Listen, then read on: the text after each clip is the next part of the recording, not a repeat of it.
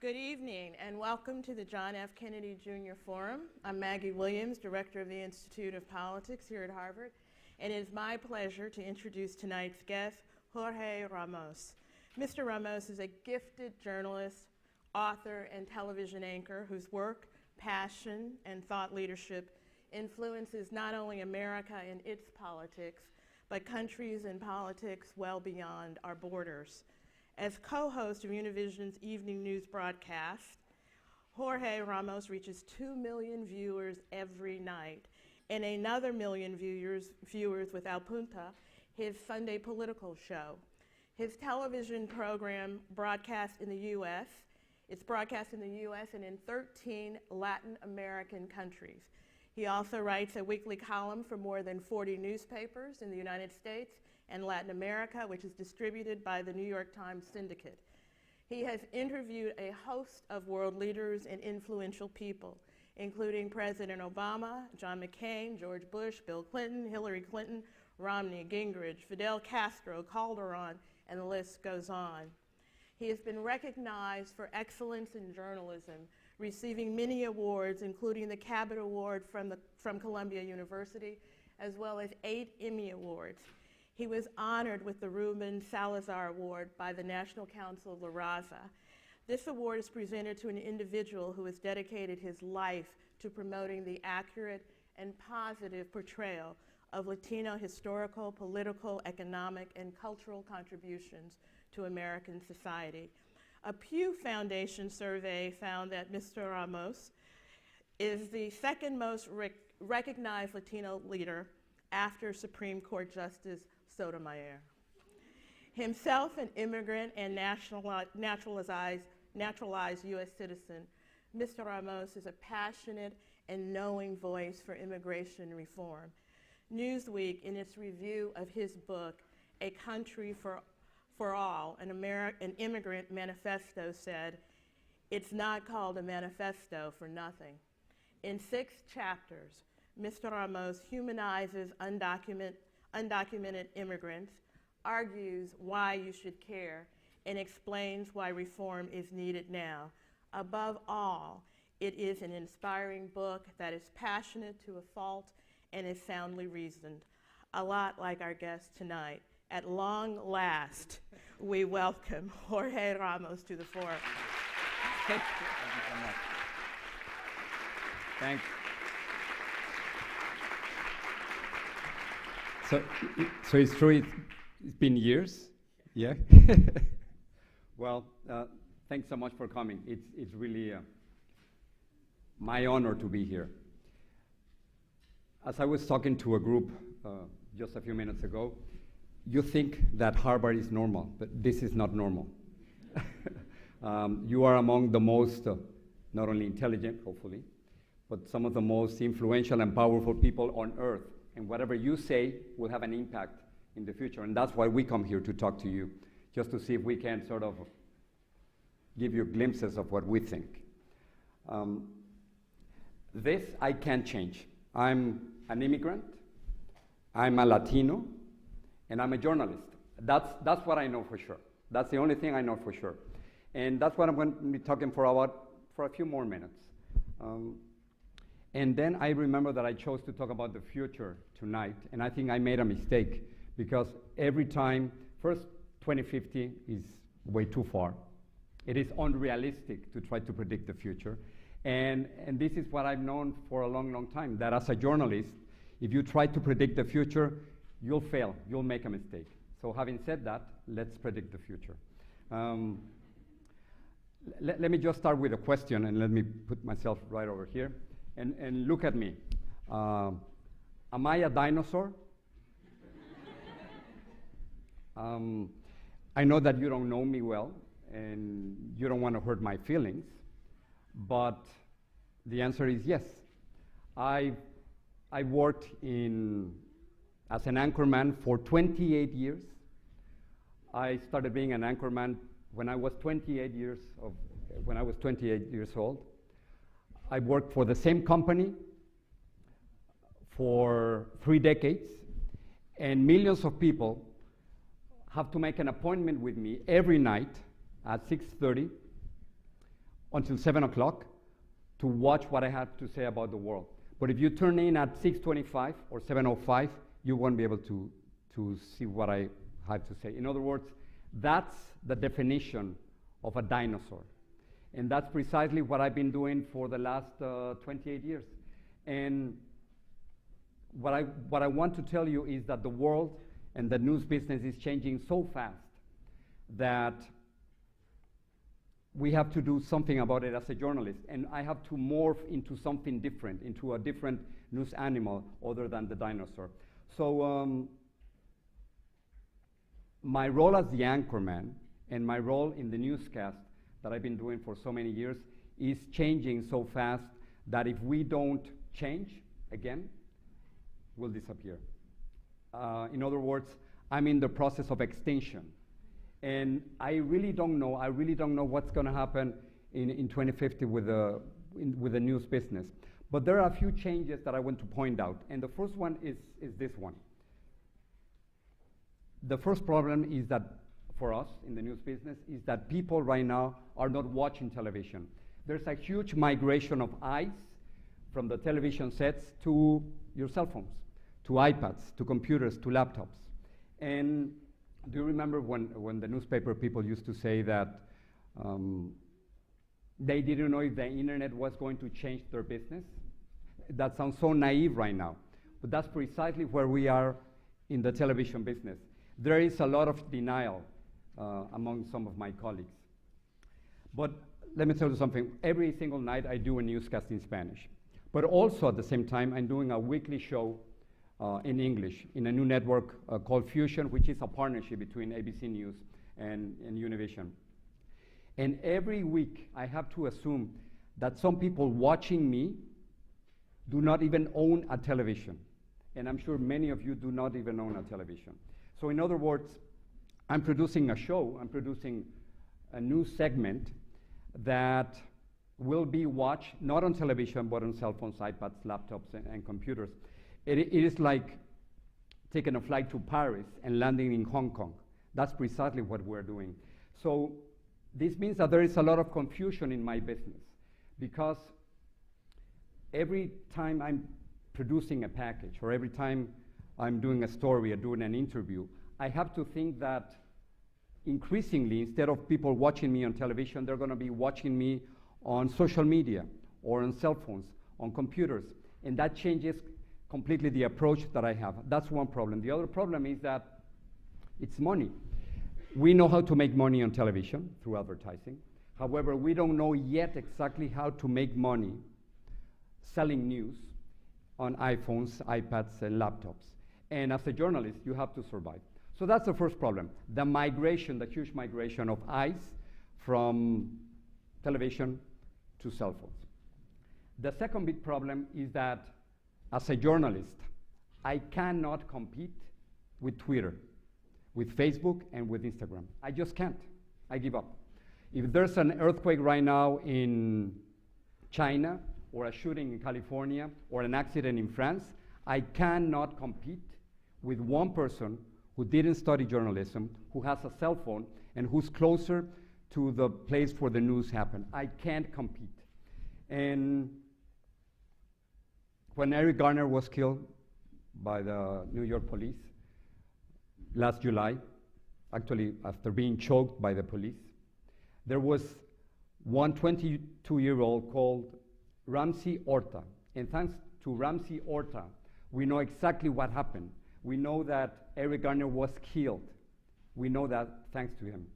And I had the opportunity to talk to filmmaker Spike Lee, who made an incredible documentary called I Can't Breathe, based on the video that Orta took. I can't compete with Orta. I wasn't there. When Walter Scott was killed by a white police officer in South Carolina just a few days ago, there was a Dominican immigrant called Faidin Santana. You have no idea who Faidin Santana is, but Faidin Santana is a barber. He was passing by. He saw that Walter Scott was being killed, and he decided to take a video. Thanks to that video, we know what's going on right now with in South Carolina and in many other police departments around the country. And let me give you another example, and this is beautiful. One of the best friends of Mexican President, Enrique Peña Nieto, and a government official, look what he did. He wanted to take a vacation. So he took a government helicopter to pick up his family to go on vacation. And he thought everything was going to be fine, except that his neighbor saw that and decided to post the pictures online. Of course, after a few days, this government official had to quit. But thanks to Horta, thanks to Feliz Santana, and thanks to this beautiful neighbor, then justice was being served, and journalism is better. So instead of rejecting, as a journalist, I have two options. Either I reject the fact that I can't compete with Instagram, with Facebook, or with Twitter, or I just embrace it. And my position is that we have to embrace that. I think journalism and justice are better off, much better off, nowadays, if we have witnesses all around the world helping us as journalists. Now, in light of these dramatic, huge changes in my profession, you could argue that in 2050 that technology and social media would change so much that, that they would create 1 billion journalists around the world, and that the work of the traditional journalists would disappear in 2050. But I can't agree with that. First of all, because I would lose my job, and I would have no job. And second, because I think that journalists nowadays and in 2050 would be more needed than ever before because of 5 reasons. First, it has to do with credibility. Many times when I'm seeing social media, when I'm checking the internet, when I'm using my computer, I realize that what I'm seeing is false. It doesn't have a quote. It's not put in perspective. So that's the most important thing. The most important thing that we have as journalists is credibility. So the first reason why journalists are needed more than ever before is simply because of credibility. Second, because of independence. I don't want to get my news from a political party or from a public relations company or from a lobbyist. I want to know who's giving me that information, and journalists are great for doing that. Third is relevance. Do I really care about what I'm getting? I mean, is it affecting my life? Is it affecting your life? Is it affecting the life of my neighbors, of my country? The fourth and most important reason why journalists are doing a different job is to put things in perspective. If we don't, as journalists, put in perspective what it means that Marco Rubio and Ted Cruz are running for office, if we don't say that there was a guy called Ben Fernandez in 1980 who did it before them, and another guy called Bill Richardson, whose mom is from Mexico, that's regardless of the Richardson last name, then it is really difficult to understand what's changing in this country. And the fifth and most important reason why I think journalists are important, and more important than ever, is that we have the possibility, forget the possibility, we have the duty, the obligation to challenge those who are in power. And that's something that in other professions, in the social media, you simply cannot do. I think the most important social responsibility of journalists is to prevent the abuse of those who are in power. And if we do that, I think it'll be fine. This is what I'm expecting from journalists and what I'm expecting from everyone with whom I'm working. I expect everyone, every journalist, to challenge and question every person they talk to. Let me tell you a little bit about Fidel Castro. Once I met Fidel Castro in Guadalajara in one of these summits. And it was my only chance to question him, and probably he's going to die soon. But I knew that was my only possibility to talk to him. He was in a hotel room. I saw, like in a cabana in Guadalajara, I had the possibility to talk to him. And of course, it would have been easier to say, Mr. Castro, how are you feeling? Do you like Mexico? And do you like the weather? And so on. It would be better, more cordial, more Mexican-like. But I decided to ask him about the lack of democracy in Cuba, the fact that he was a dictator, the fact that there were no elections. And of course, a few seconds later, the bodyguards pushed me to the side and the interview was over 1 minute and 3 seconds later. However, as a journalist, that was my responsibility. But on the other hand, and also talking about Fidel Castro, if you have to challenge those who are in power, but at the same time, you got to be credible.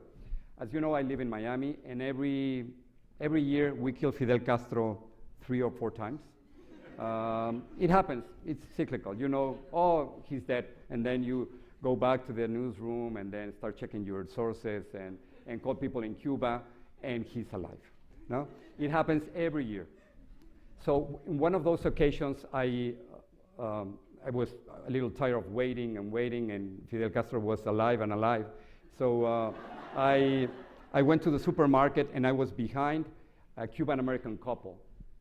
And they said, and she told him, oh, you know, Fidel is dead. And then this guy turned to her and said, you know, until Univision and Jorge Ramos say that, I won't believe it. That's the kind of trust that I have to earn every single day as a journalist. And if I don't have that trust, then my job as a journalist is not worth it. So those are the 2 most important things that we can do as journalists, regardless or despite the fact that the internet is here, that social media, that Twitter, that Facebook are here. We can challenge, and we should challenge those who are in power, and we got to be credible. Because if you're not credible, then everything is gone. So that's the first part of my conversation with you. The other part of the conversation has to do with the future of Latinos. And that's a little easier.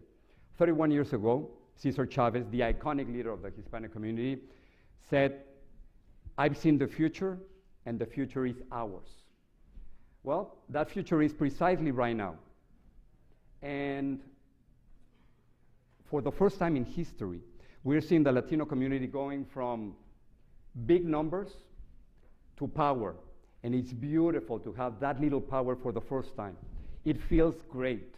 And let me give you some examples in which I'm sensing that things are changing in this country. Right now, there are about 55 million Latinos in this country, maybe about 60 million if we consider all the undocumented immigrants.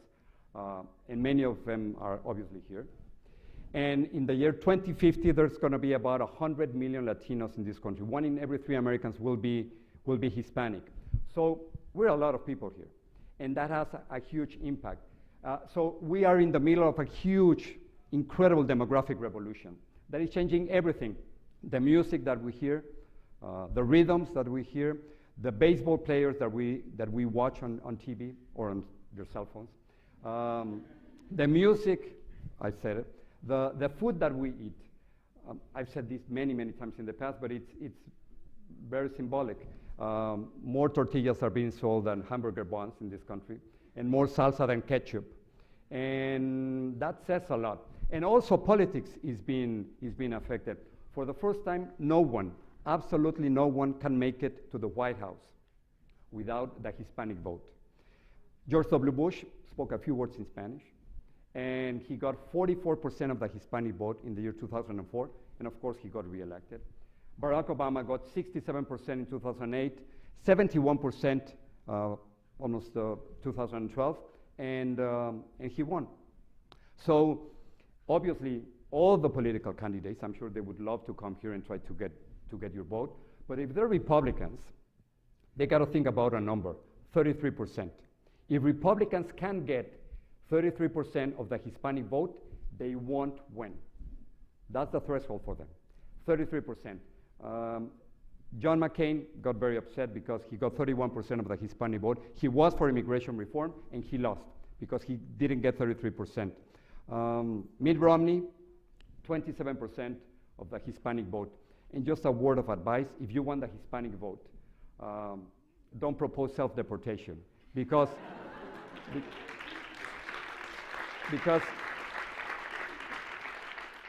this is what we listen. When you say self-deportation, what I listen is, give me your vote, but get out of here.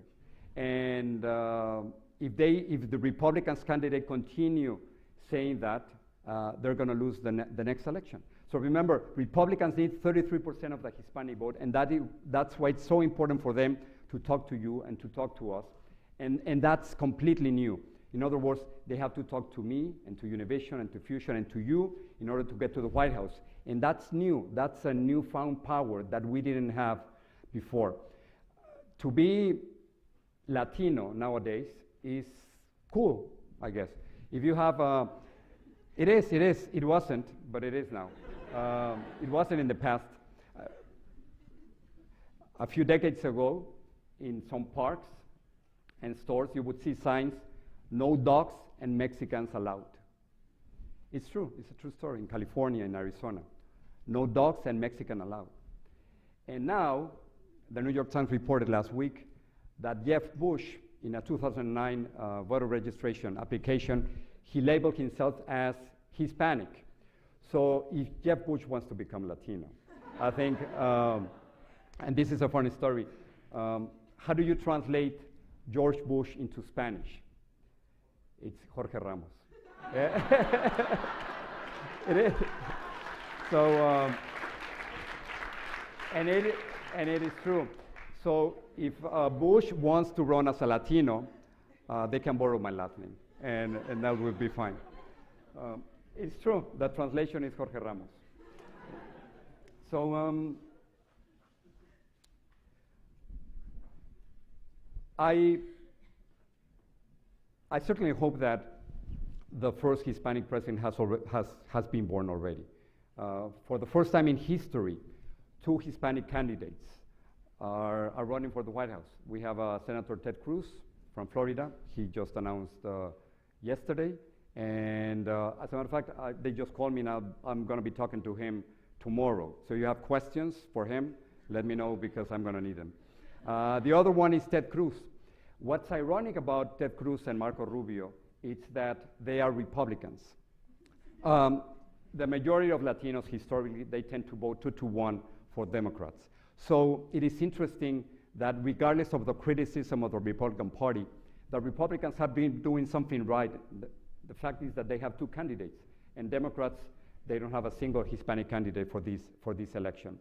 The other interesting thing is that they're Cuban Americans. The majority of Latinos in this country are Mexican Americans or Mexican origin. So it's going to be interesting to see if Marco Rubio and Ted Cruz, Marco speaks Spanish fluently, Ted Cruz is not the case, if they're going to be able to get the Hispanic vote simply because they're Latinos. This is an important question. Should we vote for Latinos just because they are Latinos? And we have a great case, a great example with Marco Rubio and with Ted Cruz. Now, on the other hand, I hope that with more Latinos in power, with more Latinos in Congress, we can solve the situation of 11 million undocumented immigrants in this country. With more Latinos in Congress, this would be a non-issue, but it is an issue right now because we only have 3 Hispanic senators, and it is impossible when you don't have political representation. It is very difficult to do that. So I hope that this country can treat those immigrants who came after me with the same generosity and respect that I got. And because this is my idea of the American dream, that an immigrant like me can have a daughter studying in Harvard. That's, I'm really proud of you, Paul. That's my American dream. Just imagine that. I got here when I was 24. I had no money. I had to work.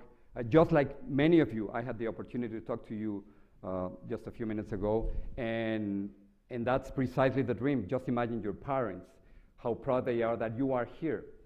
So this is the new normal, that Latinos finally are being accepted in Harvard.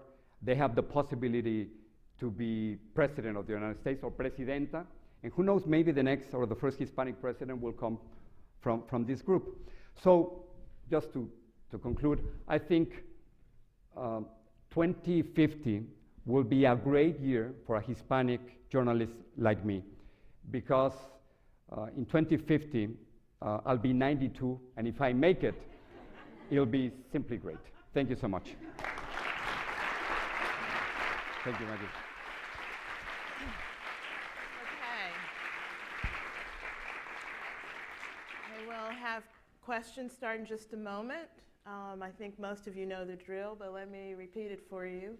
Please identify yourself and your affiliation. One brief question, please. No speeches.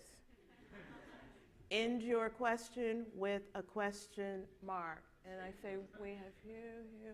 Okay, everyone knows where there's a mic there and mic there. Why don't we start right here with a question? Hi, Mr. Hello. Ramos. Thank you so Jorge much. is fine. Hi. Thank you so much for being here today. My name is Valentina Perez, and I'm a senior at the college. So obviously, the Latino community is extremely heterogeneous. So my question for you is, looking to the future and considering this diversity, how salient do you think that differences among Latinos, such as country of origin, will be in the future, if at all? We're very different, and people make a mistake if they think that the Hispanic community is monolithic. See, the big difference that we're seeing right now in the campaign, we're still 19 months away from the election. I mean, who's going to be able to stand that? But we have Marco Rubio, whose parents are Cuban refugees, Ted Cruz, who was born in Canada, and he was born in Canada, and whose dad, Rafael Cruz, was born in Cuba. But Cuban Americans are a minority, maybe no more than 3 or 4% of the Hispanic population. And 2 Cuban Americans are running for the White House. The majority of Latinos are Mexican Americans, and the concerns for immigrants of Mexican origin are probably mostly immigration and the economy. But if you talk to Puerto Ricans here in Boston or in New York, they're concerned about poverty and education, about how to pay the huge debt in Puerto Rico. Dominicans have completely different concerns. And Cubans and Cuban Americans in Miami are debating endlessly about what's going to happen in Cuba right now that Barack Obama has decided to do something so American that it is that if something doesn't work for 55 years, you got to try something different. So we are not monolithic, and by the way, that's where the country is going. This country is becoming much more diverse, and I think it's becoming a stronger country and more tolerant, because eventually, whites won't be the majority in this country. And when you live in a country where there is no majority, democracy has to work. So this wonderful American experiment would be on how to manage diversity and how to, and at the end, how to make sure that the promise of the Declaration of Independence, that all men are created equal, will have a real value. Because right now, what we see is that not all men and women are created equal in this country. Okay. We'll take right here. Hi, Jorge, if I may call you that. Thank you so much for speaking as well. My name is Alex Jurgen. I'm a student in the joint program between Harvard Kennedy School and Harvard Business School, and was until recently the president of the Harvard Business School Republicans. My question is, sort of following on that question, the immigration issue aside, what are the issues where Republicans could appeal to Latinos, again, fully cognizant of the fact that it's extremely large and very diverse community? Ronald Reagan used to say that Latinos are Republicans, they just don't know it. And for some reason, when George W. Bush got reelected in 2004 and got 44% of the Hispanic population, there was a shift. And Republicans back then, 10 years ago, they thought that they were going to be able to capture at least half of the Hispanic vote. The fact is that when it comes to values, our community is still very traditional. When it comes to gay marriage, when it comes to abortion, when it comes to religious freedoms, when it comes to the importance of family, that the family is more important than work.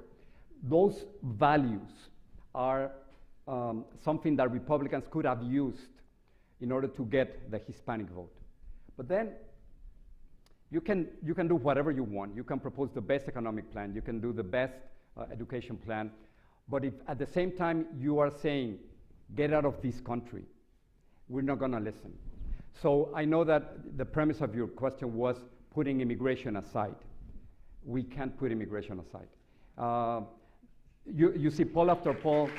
saying that the most important issue for Latinos is not immigration. It's true. It is the economy and it's jobs, healthcare, education. That's absolutely true. But immigration is so close to our heart. We know so many immigrants, and many of us are immigrants, that it is impossible to put that aside. So as an advice to Republicans, it's great that we share your values. It's great that you have different economic and educational programs. However, unless you resolve the immigration issue, and it's very easy to do that, next Monday, go to the House of Representatives, take a vote on the Senate plan, pass immigration reform, and believe me, the number of Hispanics voting for Republicans will go up.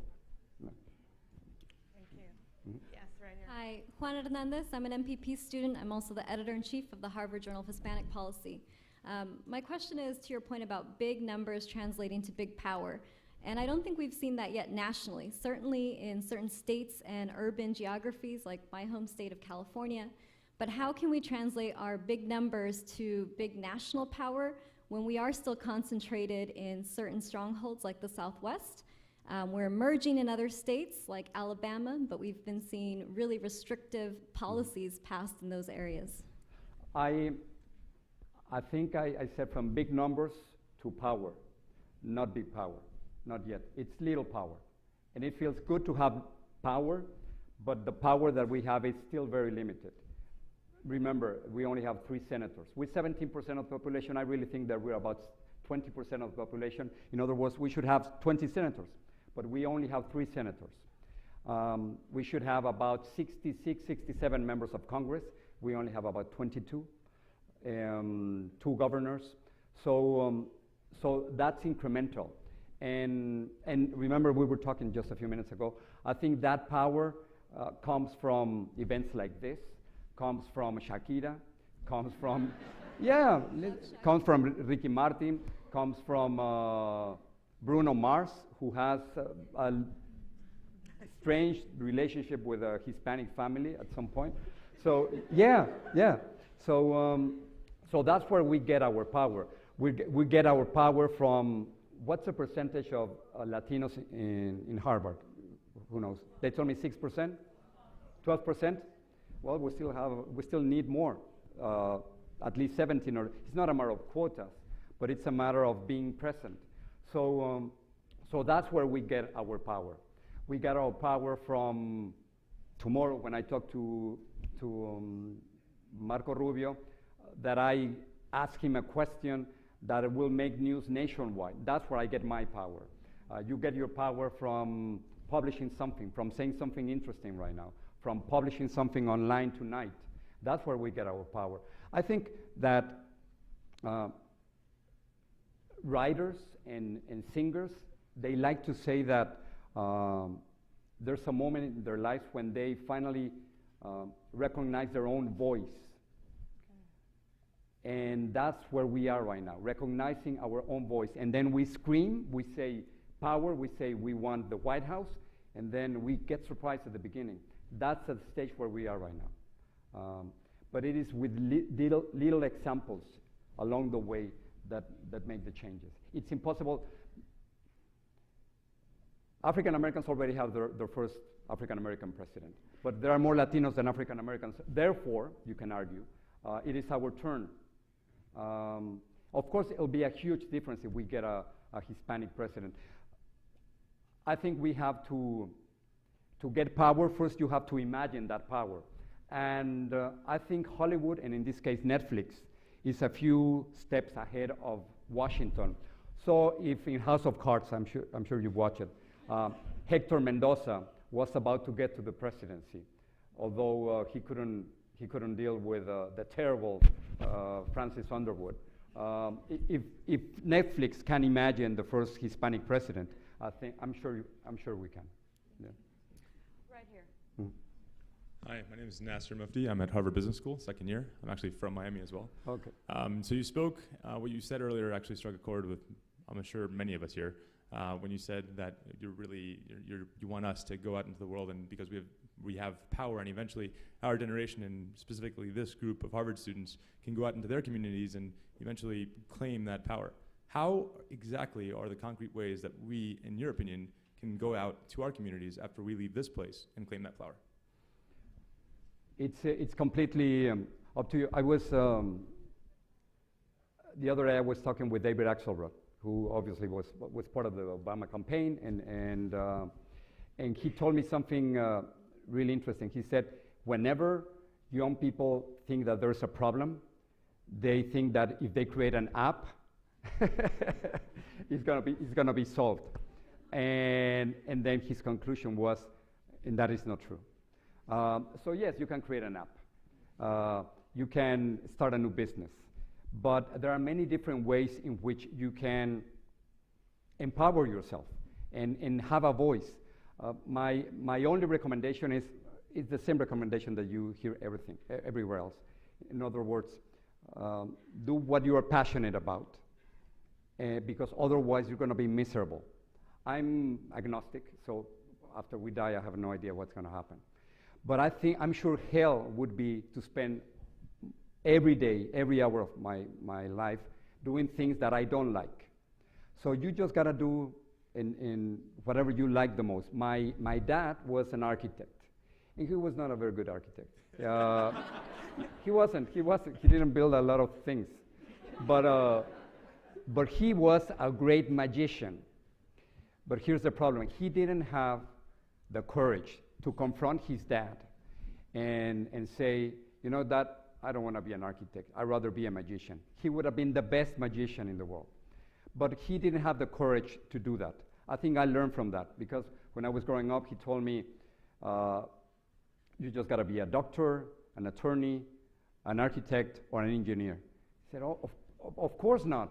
I mean, I feel no passion for those professions. And then I told him, well, I think I'm going to be a journalist. And I remember that he told me, what are you going to do with that? ¿Qué vas a hacer con eso? And I think I learned from him that I shouldn't follow his lead, that I should do what I really feel passionate about. So that's your decision to make, but I think as a community, we need many voices. There's a constant debate within the Hispanic community that why don't we have another Cesar Chavez? We don't need another Cesar Chavez, we need 1,000 Cesar Chavez. And that's precisely where we are right now. So you might be the next one, no? Thank you. So we're going to go right over here. Hello, my name is Janine Alfonso, and I'm a senior here at Harvard. And well, I grew up listening to you. I'm from Hialeah, Florida, an immigrant from Cuba. And so, I mean, when I tell my parents that I saw you, they're going to flip out. But I was wondering if you could speak a little bit about how you kind of maybe transitioned from just like a local news anchor that was well known within the Hispanic community, someone who was known nationally, and if you have any advice to people who are Latinos who are thinking about entering kind of like the political realm right now, and what you think we should be doing, what are the strategies that we should be kind of taking in order to make our own voices heard? I grew up in the old-fashioned way. Remember, I'm a dinosaur. So the way it used to be in my profession is that you went to college and got a degree, and then got a really small job in a small market. You become a writer, a producer, and then eventually you become a correspondent in a small community, and then go to a middle market, and then to a huge market in Los Angeles, New York, and who knows. That doesn't work anymore. I'm doing a weekly show on Fusion, a new network, and I work with millennials. The boss of the show, he's not even 30. I'm the oldest by far doing that show, and they chose me simply because people know who I am. But people are not waiting. Your generation is not waiting anymore. I waited to be a writer, and then a producer, and then a correspondent, and then go to 4 or 5 different wars, and then have a little interview. People are not waiting anymore. So in other words, you don't have to go to a small town anymore to start your career. If you have a great idea, you can start a blog. On internet, you have a powerful voice. This is an example of what's going on in Mexico. In Mexico, there is not direct censorship between the government and the mass media, although most of the media in Mexico follows the lead of the government. And that's why there are journalists who are losing their jobs, like Carmen Aristegui right now in Mexico, and many others. So what's going on? Well, los mexicanos son muy tuiteros. In Mexico, they use a lot of Twitter and Facebook and Instagram. So there are young, I call them journalists, and they don't consider themselves journalists. But there are lots of journalists in Mexico using the internet, using YouTube channels that are having a huge impact in Mexican community and the Mexican psyche at this moment. Up to a point in which there is a growing movement in Mexico to try to get rid of President Peña Nieto.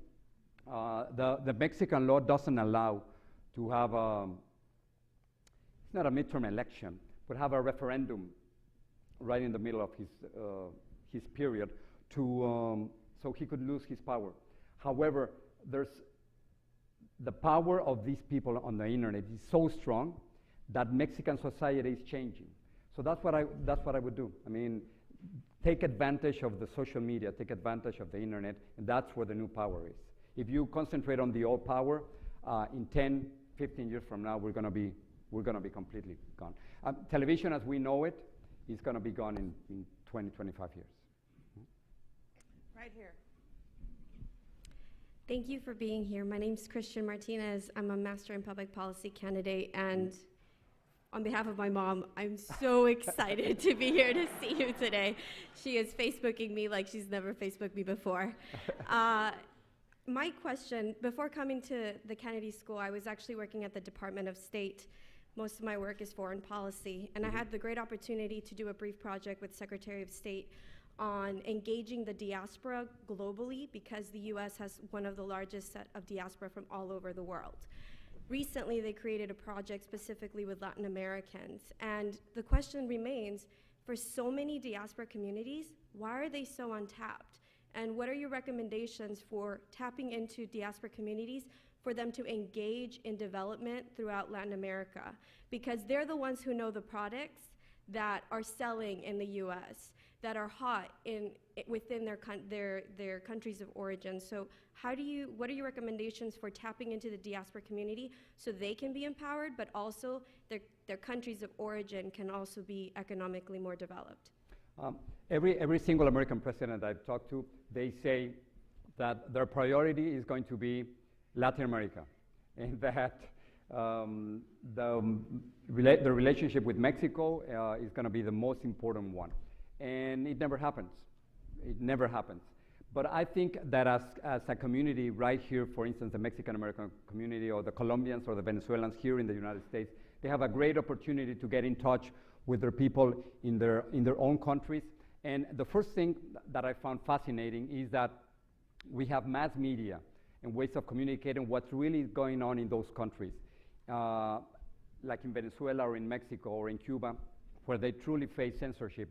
That's the first thing that I can think of, which is a direct, clear, non-censor channel of communication. And then we know what works when it comes to trade, when it comes to commerce.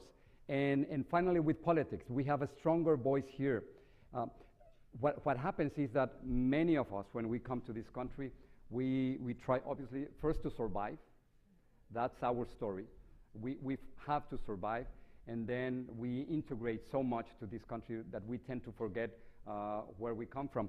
But to that point, I just want to mention that when I was talking to many of you, you were kind of frustrated with what's going on with immigration. And what I was saying is that what we're seeing for the first time is that maybe we thought 2 years ago that there was going to be immigration reform, and it might not happen. And I think what we're seeing right now is that there is a generation that is being sacrificed for the next generation. And maybe your parents are that generation. It's hard to realize and it's hard to recognize, but if this debate continues and nothing is resolved, your parents, your grandparents, those who watch me, might be the generation that is being sacrificed for you. And it is your responsibility now to do something for them. Thank you. Mm-hmm. Right here. Hello, Yep. my name is Ray Fong. I'm a Harvard graduate student. So I noticed, I noted that you said before that you believe that the Hispanic immigrant population were, as Reagan would say, are natural Republicans, that they're socially conservative. However, most polls indicate that most Hispanics are also highly economically progressive. Right? They support much higher social spending programs. They support higher progressive tax systems, policies that, for better or worse, are anathema to the current Republican Party. So it's, and it has even been said that if a pathway towards citizenship is provided to most of these immigrants, while you may indeed generate some Republican voters, you're more likely to generate even more Democrat voters. So my question to you is, what exactly is the political incentive for the Republican Party to support immigration reform? Although if they don't support immigration reform, say goodbye to the White House. That's the incentive. Because if they don't support immigration reform, not only immigration reform, because when they say immigration reform, it's a code word. They're really saying you have to reinforce the border, and then after that, then you have to apply E-Verify, and after that, maybe we'll give you the chance to work legally here. So I think the incentive for the Republican Party is, if you don't do that, and that's our little power. Remember, we're talking about power. This is our power. So if you don't give me that as a community, I won't vote for you. But I think you had something else to say, right? Well, I was going to say that it seems to me that, so you've argued that the Republican Party is facing doom if they do not support immigration reform, but it seems to me that they're also facing doom if they support reform and thereby generate even more Democratic voters versus Republican voters. No, I don't think so, because if they support immigration reform, they can go beyond 33% of the Hispanic vote. And if they go beyond 33%, they can win the White House. So there's no way for them. The U.S. population is becoming much more diverse. The white majority is going to disappear very soon, in just a few decades. So if they don't transform, they'll disappear from the White House, and eventually they might disappear as a party. So they either adapt to the new reality, and the new reality is that this is becoming a much more diverse country. Go ahead.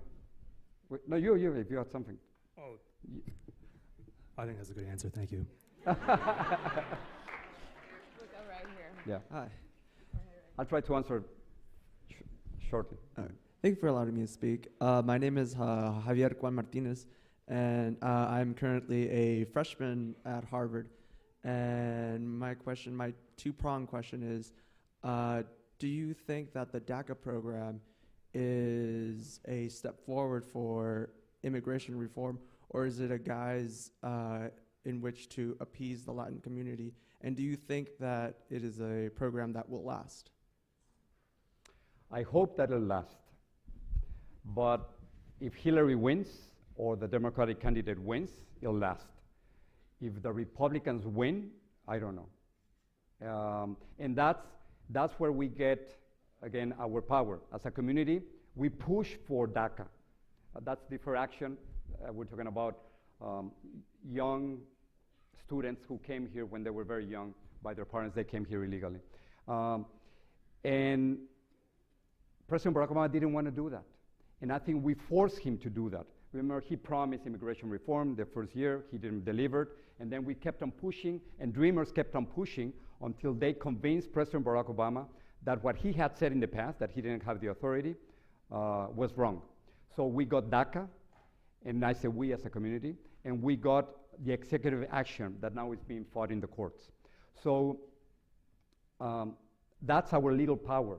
And I don't know what's going to happen in the future with DACA or with the executive action if Republicans win the White House and we don't force the candidate, the Republican candidate, whoever he is, to promise that he won't go back on DACA and that he won't go back on Obama's executive action.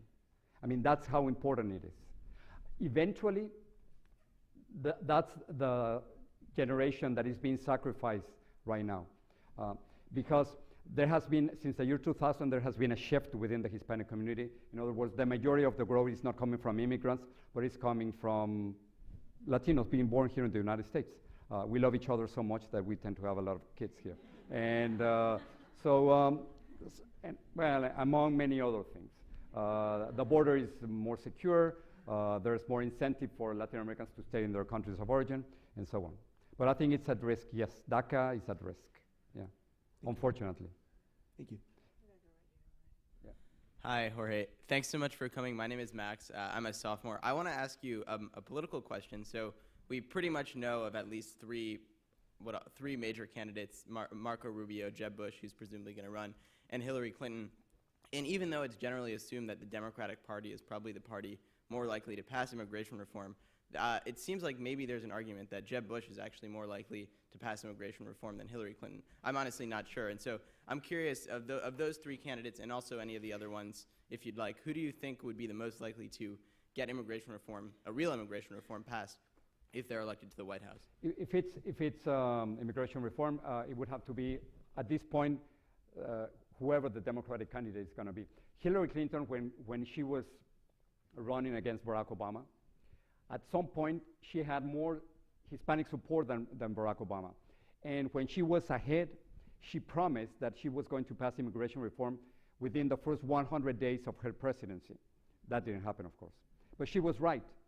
She knew that there was only a moment, a period, for the new president to do something about it. I saw a poll last week, an ABC poll, in which it was Hillary Clinton against Jeb Bush, and Hillary Clinton would get 71% of the Hispanic vote against 26% of Jeb Bush. So that tells you something about that.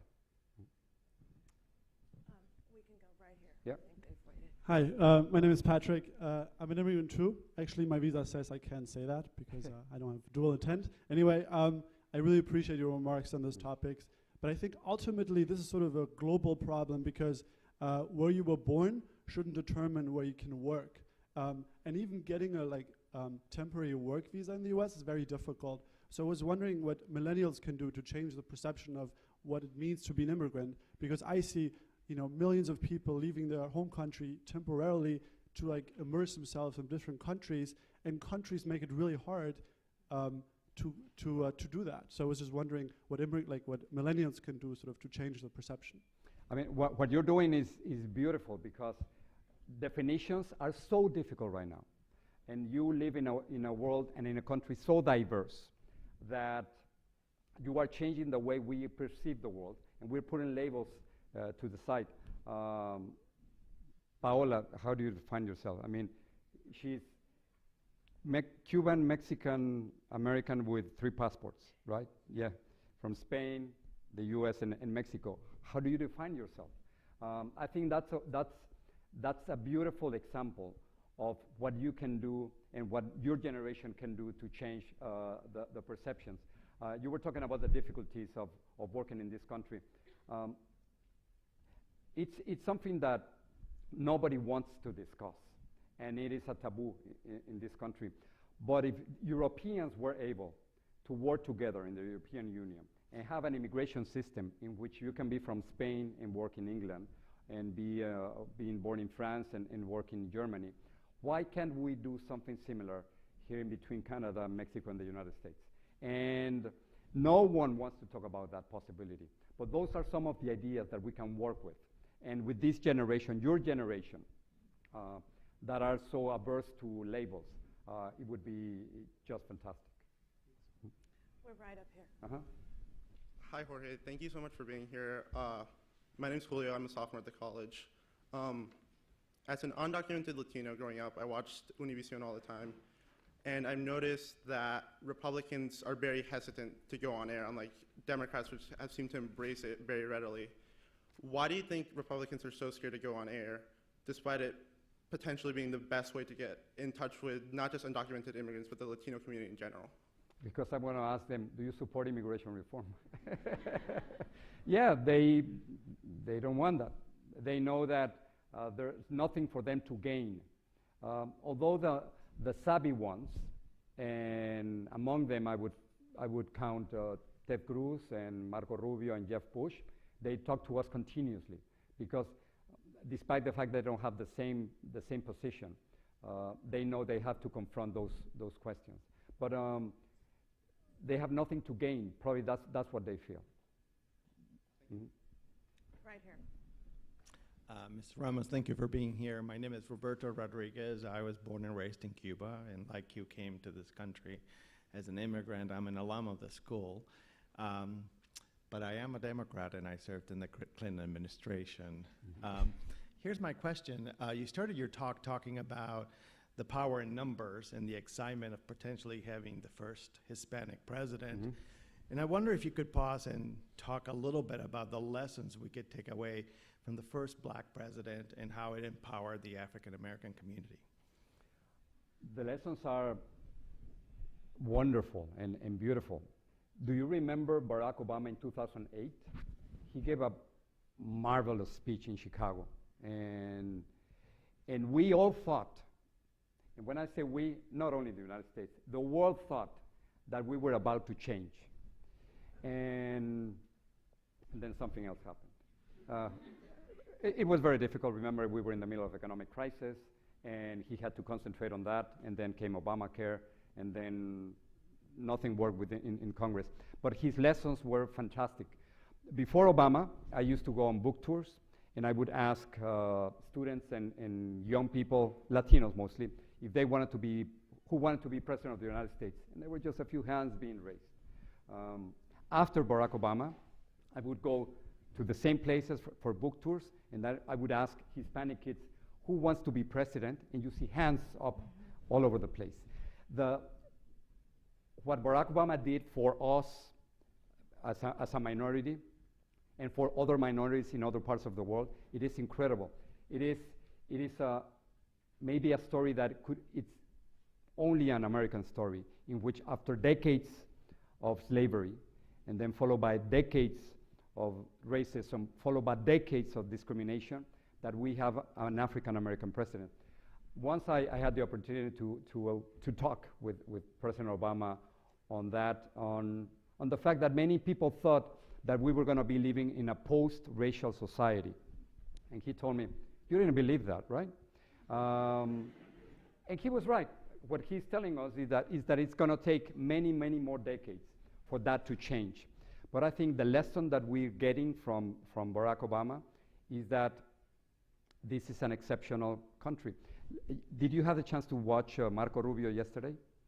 In his book, Marco Rubio, he says that he cried when he watched Barack Obama give his speech when he got elected president, because Obama inspired Rubio to be what he is right now, a presidential candidate. So I think that's the lesson that we're getting from Obama, that anything is possible, and that maybe that's one lesson. And another one, I'm thinking, Obama didn't run as an African American candidate. He ran as an American candidate. And if you notice, Marco Rubio and Ted Cruz, they are not running as Hispanic candidates.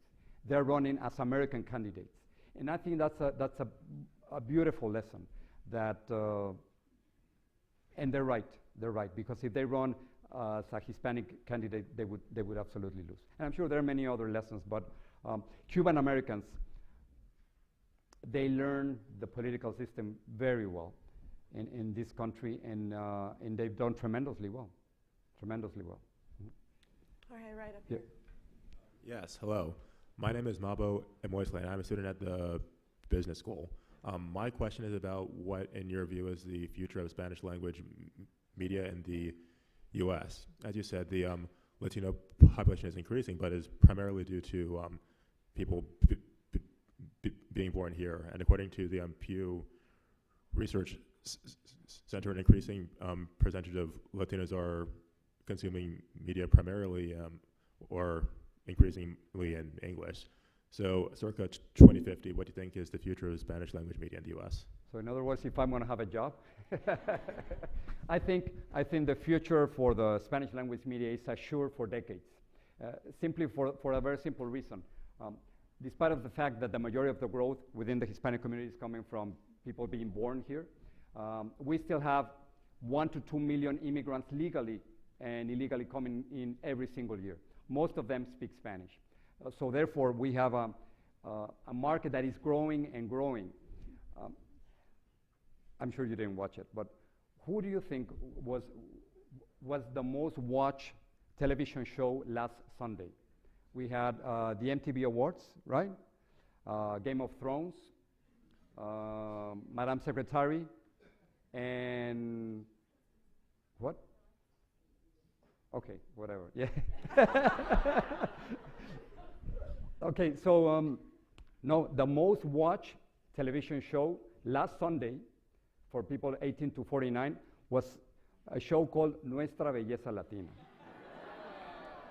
7 million people watch it. 7 million people. So I think I still have a job for a few more years. And I think we can assure you that in the next few decades, you'll see Spanish language media. That's another topic completely, but the Latino community is keeping so many elements from their country of origin, including Spanish. 9 out of 10 Latinos speak Spanish and speak Spanish at home. And we're doing things that Italians didn't do, or Russians or Eastern Europeans didn't do. And the closeness to our countries of origin and the communications that we have are keeping Spanish language media alive. And thanks to that, it's a new power that other immigrant communities didn't have in the past. Right here. Jorge, Yeah. right here. Hola, my name is Enrique Ramirez. I'm a sophomore at the college. I have a very simple question. Why do you think it is that a lot of the things that go on in Mexico are like largely ignored by the media? There was a surfacing with the kidnapping and murder of the students. There was a wave of coverage and concern, but it kind of went away, and it still hasn't been resolved. And there have been other things that like lots of things that I've heard happening through my family, through other outlets in Mexico, but not the major news sources. And why do you think that is? The other day I was reading an interesting study on why. So the question is, why is the U.S. an isolationist country, right? Why we're so isolated sometimes? Why does the U.S. ignore the the violence and tragedies that happen in Mexico, but like pay attention to, for example, ISIS or when they? I think you're giving us the answer because it's not relevant to their lives. Whatever is happening, they think it's not relevant to their lives. Whatever is happening in Mexico or in Ecuador, it doesn't have an immediate impact to their lives. But ISIS, the spectrum of terrorism, it is. I was reading a survey recently that said usually the economy is the most important issue for every voter in this country, but terrorism is becoming even more important than the economy. So I think the answer is that what's going on in Ecuador and in Mexico, in Venezuela, doesn't have an immediate impact to our lives here in the United States. While the opposite is not true. If you live in Ecuador or in Venezuela or in Mexico, whatever's happening in this country will have an immediate, if you live in Cuba, just imagine, if you live in Cuba, whatever happens in this country during the election will have an immediate impact in Cuba. If a Democratic candidate wins, then this new era of openness and diplomatic relations between the U.S. and Cuba will continue. But if Marco Rubio or Rand Paul or any Republican candidate wins, what do you think is going to happen in the relationship between the U.S. and Cuba? It'll change completely. The last time that I heard about Ecuador in the U.S. was was that the Super Bowl, when they spent millions of dollars on advertising. That was the last time. No? Okay. First of all, thank you. Thank you. I'm Nestor Pimienta from the Harvard Divinity School. We just took a class trip to Tucson, Arizona, and Nogales, Mexico. And I wanted to ask you, in addition, since we've been talking a lot about immigration before, but some of the stuff happening at the state level in different parts of the country that criminalize being not just undocumented, but being Latino, such as in Arizona, but in other places, the banning of Mexican American studies or other ethnic studies. And as we talk about Latino leadership in the future, what are the implications of that? And so I wanted to hear your thoughts on that and also what can be done about that issue. It is true, if you live in Pasco, Washington, and you're an immigrant, you could be killed for throwing rocks to the police. Or in Texas or in California, just recently we saw exactly the same thing going on, police killing immigrants. When you don't have a national policy on immigration, which is we don't have one, then what happens is that each state can do, and each city and each community can do whatever they want with immigration, and that's what's going on. You know Joe Arpaio, Sheriff Joe Arpaio, in Maricopa County in Arizona. He can do whatever he wants in that little piece of land that he has, simply because there's not a national policy on immigration that regulates everything. That's why we need to change the immigration law. Otherwise, each state would do whatever they want. If you are, if you're undocumented living in California, you can drive, but if you are in Arizona, you can't. You might have a driver's license, therefore you can travel. If you live in Arizona, you can do that. So it changes completely from one place to the other. That's why we need immigration reform. Right behind you. Right here. You. These two? Last? Yeah. Mm-hmm. Good afternoon, Mr. Bush. Thank you for being here. My name is Patricia Lozada. I'm a mid-career at the Kennedy School. And my question is, you are doing an excellent job, and thank you for that, but do you think that the Hispanic media is meeting their responsibility to inform the Latino community about the immigration issues in real depth? Because as I see it, as I told you before, maybe there's a lot of other information that we don't need. Soap operas, gossiping. Mm-hmm. What about the real issues? Are they meeting their responsibility? And my second question would be, could you talk a little bit about the situation in Venezuela and why Latin America is doing almost nothing about it? Mm-hmm. Let me start with Venezuela. It was shameful, and it was so sad to see 35 presidents and prime ministers in Panama last weekend, and not a single one had the courage to say the name Leopoldo Lopez or Antonio Ledesma. Those are political prisoners by the Maduro regime, and nothing is being said. It is incredible that we talk about democracy, and that at the same time, no one has the courage again to criticize what's going on in Venezuela. That is changing, although. Something happens when you become an ex, and I mean an ex-president. You thought I was going to talk about love, no. So when you become an ex, suddenly you feel that you have more power, or something happens to you. 25 ex-presidents from Latin America and Spain decided to send a letter to the presidents in Panama to criticize what's going on in Venezuela. But unfortunately, unless in forums like this and in the media and other ex-presidents decide to talk about what's going on in Venezuela, there are going to be more political prisoners. On your second question, I think we're doing our job in the Spanish language media. Of course, there are many. I don't watch the novelas. I'm sure you don't either. But on the other hand, it is expected from us much more than what you expect from anchors and journalists from ABC News, CBS, CNN, Fox News. In other words, it's not only that we're supposed to inform what's going on, but also to guide the community when it comes to education, to immigration, to politics. So in that sense, I think you have a very well-informed community in terms of what the big problem is. And we know exactly what the problem is right now. Republicans are blocking immigration reform in Congress, and Obama is doing as much as he can with the executive action. But of course, we can do more. But I think the important issues, I think, are being covered. Okay. Last question. Last one. Mm-hmm. Jorge, my questions are very simple.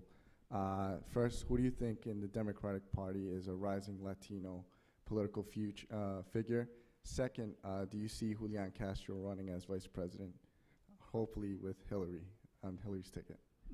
Yeah, I'm not sure if Hillary will need a Hispanic candidate, because she's getting the Hispanic vote easily. So I don't think she's going to need a Hispanic vice presidential candidate to win that. Yeah, among the rising stars, if you want, from the Democratic Party, I see Governor Susana Martinez, of course, but on the Democratic Party, Julian and Joaquin Castro are the ones we mention a lot. Antonio Villaraigosa used to be a huge possibility, and that's about it right now. Yeah. Thank you. Thank you so much for coming. I really appreciate it. Thank you.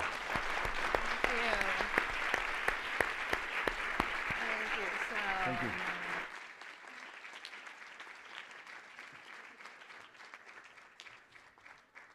here for a few more minutes if you want to talk or take selfies or so on.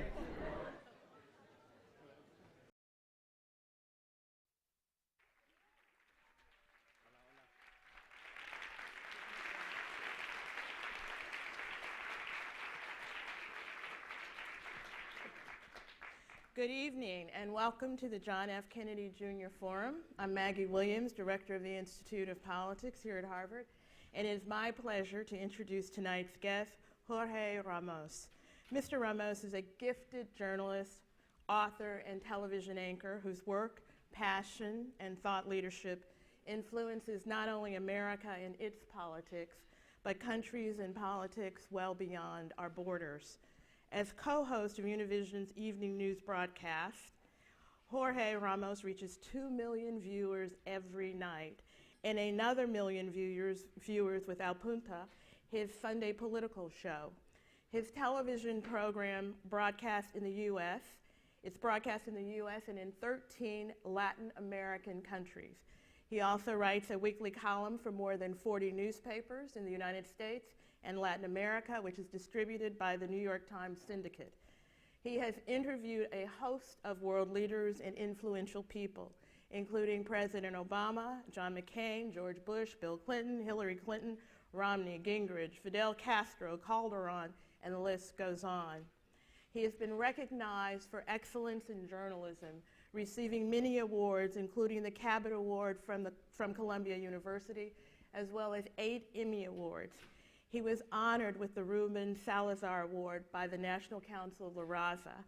This award is presented to an individual who has dedicated his life to promoting the accurate and positive portrayal of Latino historical, political, economic, and cultural contributions to American society. A Pew Foundation survey found that Mr. Ramos is the second most recognized Latino leader after Supreme Court Justice Sotomayor. The second big problem is that as a journalist, I cannot compete with Twitter, with Facebook, and with Instagram. I just can't. I give up. If there's an earthquake right now in China, or a shooting in California, or an accident in France, I cannot compete with one person who didn't study journalism, who has a cell phone, and who's closer to the place where the news happened. I can't compete. And when Eric Garner was killed by the New York police last July, actually after being choked by the police, there was one 22-year-old called Ramsey Orta. And thanks to Ramsey Orta, we know exactly what happened. We know that Eric Garner was killed. We know that thanks to him. And I had the opportunity to talk to filmmaker Spike Lee, who made an incredible documentary called I Can't Breathe, based on the video that Orta took. I can't compete with Orta. I wasn't there.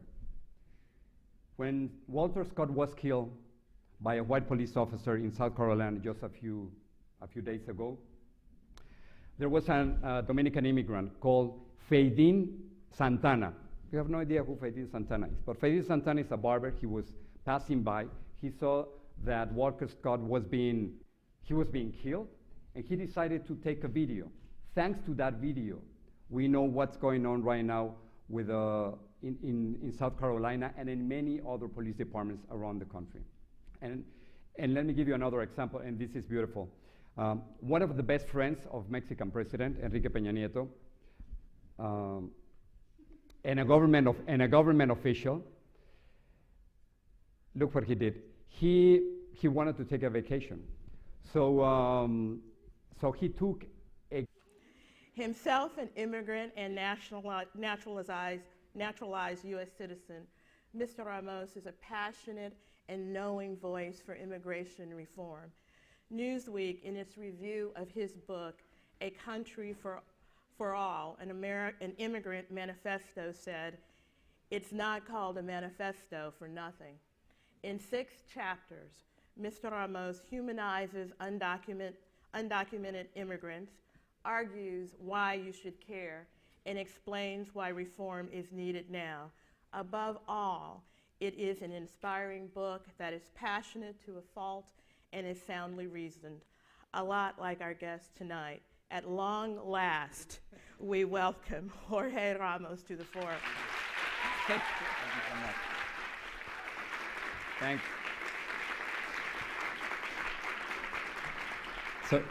So it's true, it's been years, yeah? Well, thanks so much for coming. It's really my honor to be here. As I was talking to a group just a few minutes ago, you think that Harvard is normal, but this is not normal. You are among the most, not only intelligent, hopefully, but some of the most influential and powerful people on earth. And whatever you say will have an impact in the future. And that's why we come here to talk to you, just to see if we can sort of give you glimpses of what we think. This I can't change. I'm an immigrant, I'm a Latino, and I'm a journalist. That's what I know for sure. That's the only thing I know for sure. And that's what I'm going to be talking for a few more minutes. And then I remember that I chose to talk about the future tonight, and I think I made a mistake, because every time, first, 2050 is way too far. It is unrealistic to try to predict the future. And the first problem is that, for us in the news business, is that people right now are not watching television. There's a huge migration of eyes from the television sets to your cell phones, to iPads, to computers, to laptops.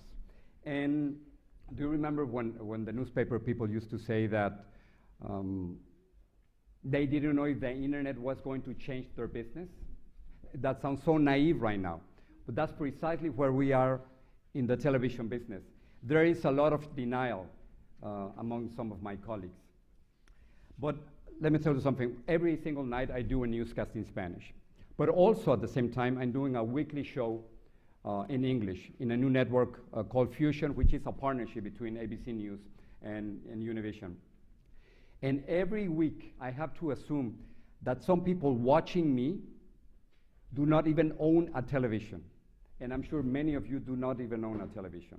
So in other words, I'm producing a show, I'm producing a new segment that will be watched not on television, but on cell phones, iPads, laptops, and computers. It is like taking a flight to Paris and landing in Hong Kong. That's precisely what we're doing. So this means that there is a lot of confusion in my business, because every time I'm producing a package, or every time I'm doing a story or doing an interview, I have to think that increasingly, instead of people watching me on television, they're going to be watching me on social media or on cell phones, on computers. And that changes completely the approach that I have. That's one problem. The other problem is that it's money. We know how to make money on television through advertising. However, we don't know yet exactly how to make money selling news on iPhones, iPads, and laptops. And as a journalist, you have to survive. So that's the first problem, the migration, the huge migration of eyes from television to cell. And this is what I've known for a long, long time, that as a journalist, if you try to predict the future, you'll fail, you'll make a mistake. So having said that, let's predict the future. Let me just start with a question, and let me put myself right over here. And look at me. Am I a dinosaur? I know that you don't know me well, and you don't want to hurt my feelings, but the answer is yes. I worked as an anchorman for 28 years. I started being an anchorman when I was 28 years old. I worked for the same company for 3 decades, and millions of people have to make an appointment with me every night at 6:30 until 7 o'clock to watch what I have to say about the world. But if you turn in at 6:25 or 7:05, you won't be able to see what I have to say. In other words, that's the definition of a dinosaur. And that's precisely what I've been doing for the last 28 years. And what I want to tell you is that the world and the news business is changing so fast that